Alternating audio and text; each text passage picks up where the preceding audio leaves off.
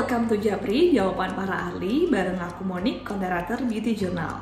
Nah, di episode sebelumnya, Kak Kanis udah bahas tentang begadang dan jerawat bareng Dr. Cynthia. Di episode kali ini, aku juga mau ngobrol-ngobrol lagi sama Dr. Cynthia dengan topik yang berbeda. Yuk kita sapa Dr. Cynthia dulu ya.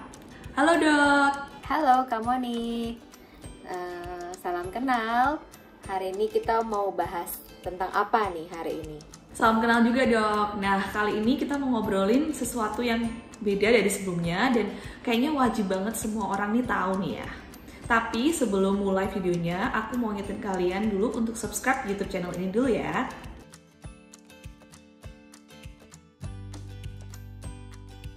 Nah dok, dari sesi tanya jawab yang kita udah lempar nih di Instagram Story, kayak masih banyak yang bingung ya tentang basic skincare tuh apa aja. Terus sebenarnya kulit kita tuh ngebutuhin apa aja sih?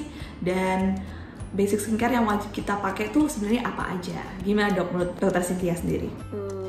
Basic skincare ya, yang pasti kalau basic skincare itu bisa paling dasarnya yang dibutuhin gue itu seperti sabun cuci muka, facial foam, atau cleanser atau facial milk ya. Jadi cleanser wajah, bisa juga astringent or toner, terus bisa juga serum, day cream, sama night cream. Saya pikir basic skincare sih itu aja sih yang diperlukan oleh kulit. Nah dok, kalau misalkan penggunaan sunscreen nih gimana dok? Kayaknya pasti ini udah banyak ya di berita-berita dimanapun kalau sunscreen itu penting banget dan kayak salah satu skincare step yang wajib digunain. Menurut dokter sendiri gimana? Sunscreen itu tadi saya sebutin sih day cream, seperti day cream karena sekarang ada yang day cream itu plus SPF kan atau sunscreen. Nah, jelas pasti sunscreen itu sangat dibutuhin karena untuk melindungi kulit dari kerusakan kan. Sebab salah satu penyebab kerusakan kulit itu kan sinar ultraviolet dari matahari, terus sinar dari handphone, itu ada blue light-nya, komputer, monitor, TV juga ada blue light-nya. Jelas pasti perlu yang namanya sunscreen.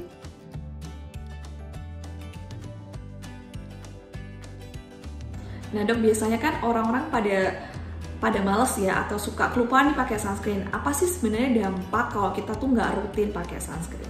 Banyak efek buruknya karena apalagi kita negara Indonesia, negara tropis ya, yang pasti cepat aging atau cepat tua karena manusia itu kan terdiri dari air kan. Tubuh kita itu 5 liter penuh dengan air ibaratnya gitu kan. Kalau baju aja dijemur kering, manusia juga sama sebetulnya.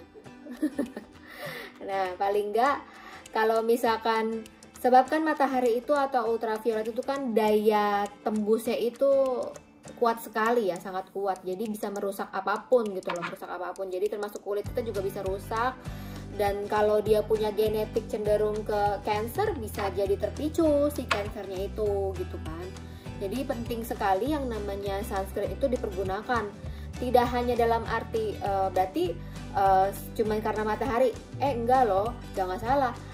Daya panas atau heat, daya sinar itu mempunyai yang namanya energi, ya kan? Nah, jadi ketika kita banyak main handphone, misalkan nih, dok aku kok semenjak daring malah kusam ya mukanya gitu kan? Karena mungkin 8 jam di depan monitor itu ada energi, ada sinar yang membentuk energi. Ternyata itu juga bisa merusak kesehatan kulit, jadi bikin kusam gitu kan? Cuman kalau misalkan kena matahari kan bisa sampai terbakar, jadi sunburn ya. Nah kalau sinar dari monitor mungkin nggak akan sunburn, tapi kusam, kelihatan kayak kisut, kayak kurang segar, kayak nggak fresh, kurang. Nah jadi intinya heat atau sinar atau sesuatu yang berhubungan dengan energi panas atau heat itu bisa menciptakan kerusakan pada kulit.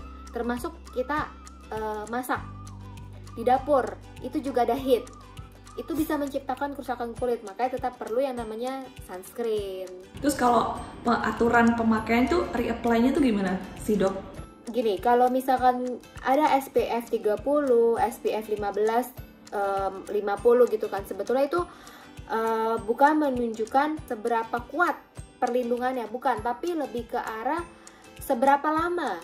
Jadi kalau secara teori, misalkan dia SPF 15, berarti dia memiliki perlindungan sekitar 150 menit.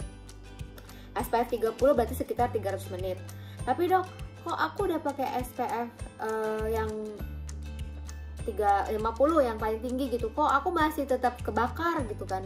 Sekali lagi, bisa jadi mukamu berminyak. Jadi ketika kita kena matahari kan berminyak ya itu SPF-nya jadi berkurang perlindungannya karena udah mulai hilang dengan keringat seperti itu. Jadi bukan berarti karena dia pakai SPF 500 menit jadi dari pagi sampai sore gitu melindunginya. Lihat lagi kalau kamu banyak di aktivitas outdoor yang memicu kamu berkeringat atau kamu kena air, ya pasti akan hilang dong perlindungannya. Terus bisa jadi karena dia kering, karena dia di AC kan juga menarik cairan kan. Nah, moisturizer yang ada di SPF juga akan berkurang. Terus dia sholat hilang karena air wudhu. Nah, makanya penting di reapply lagi sih kak. Nah, masalah reapply nih dok, gimana sih sebenarnya kita harus pakai di reapply itu caranya gimana? Ataukah langsung ditimpa aja pakai sunscreen lagi, atau kita kayak harus hapus semua dulu terus kayak baru kita aplikasiin sunscreen? Gimana dok? Gini, kondisinya di situ itu ada kotor nggak? Misalkan berdebu sekali ya sebaiknya dibersihkan dahulu.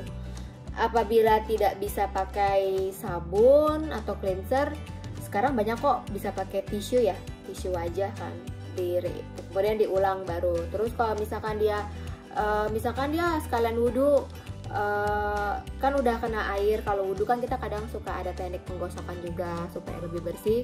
Jadi nggak mesti juga sih bawa sabun, jadi ribet kalau misalkan itu. Tapi ya it's okay pakai tisu aja, terus udah gitu pakai air wudhunya seperti itu. Terus dok, aku juga mau tanya, kalau tadi kan kita bahas sunscreen itu penting banget meskipun di dalam rumah maupun di luar rumah ya.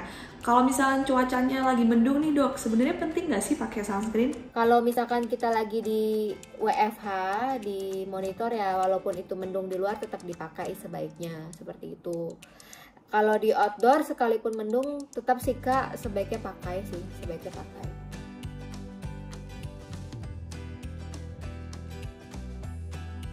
Nah selanjutnya dok, aku mau tanya, kalau misalkan nih kulit kita lagi jerawatan, lagi sensitif, lagi parah gitu ya dok ya. Nah itu tuh kita perlu mengurangi penggunaan produk skincare nggak sih dok? Atau kayak cuman jadi basic skincare yang benar-benar minimalis gitu untuk tidak semakin membuat kulit kita tuh jadi parah gitu. Apakah perlu dok? Caranya, saya kalau untuk sabun cuci muka tetap harus. Mungkin kalau misalkan produknya itu yang biasa dia pakai itu mengandung anti-aging, bukan untuk jerawat, di skip dulu, diganti dulu dengan produk yang untuk mengatasi radang atau jerawatnya. Oke dok, selanjutnya aku mau nanya nih, kadar pH di cleanser tuh kan bermacam-macam ya dok ya. Nah seberapa ngaruh sih kadar pH itu untuk terhadap skin barrier kita? Sangat berpengaruh. Mungkin kalau satu kali pakai belum kelihatan, tapi kalau cleanser itu kan basic skincare ya, yang ibaratnya pasti dipakai sehari 2 kali atau sehari 3 kali, dan itu setiap hari, daily rutin kan. Nah, sesuatu yang rutin itu akan mempengaruhi gimana lingkungan wajah kita sendiri gitu. Jadi kalau misalkan pakai cleanser yang salah, tidak sesuai dengan pH kulit, ya bisa lama-kelamaan akan bikin jadi rusak skin barrier-nya, seperti itu. Oke dok, jadi sebenarnya kadar pH yang cocok untuk kulit kita tuh berapa sih dok? Di kadar berapa? Ya sekitar 5,5 lah, 5,5 sampai 6 untuk normal. Cuman kan gimana ya, kadang gini, dalam sebuah produk jarang kan dia menyebutkan pH 5,5 atau 6. Kalau biasanya yang bermain pH itu sesuatu yang berbentuk air. Biasanya kita cuma bisa tahu dari ingredients atau dari nama skincare-nya. facial wash normal skin, berarti dia dibuat di prosesnya itu dengan pH yang normal. Seperti itu sih Kak. Tapi facial wash acne itu kan cenderung orang taunya muka berminyak, berarti bisa jadi pH-nya dia malah justru di bawah 5,5 gitu. Oke, jadi dari pembicaraan aku dengan Dr. Cynthia, kita bisa simpulin nih kalau misalkan penggunaan sunscreen itu adalah basic skincare yang harus dan penting banget untuk dipakai karena untuk menjaga kesehatan kulit kita, apalagi untuk mencegah tanda-tanda penuaan dini. Dan kalau kondisi muka kita lagi jerawatan atau lagi sensitif karena hormon, nah sebaiknya kita meminimalisir penggunaan skincare. Terus kadar pH itu ternyata juga berpengaruh banget untuk kesehatan skin barrier kita. Nah, menurut Dr. Cynthia sendiri, kadar pH yang normal itu sekitar 5,5 sampai 6 yang bagus untuk kulit.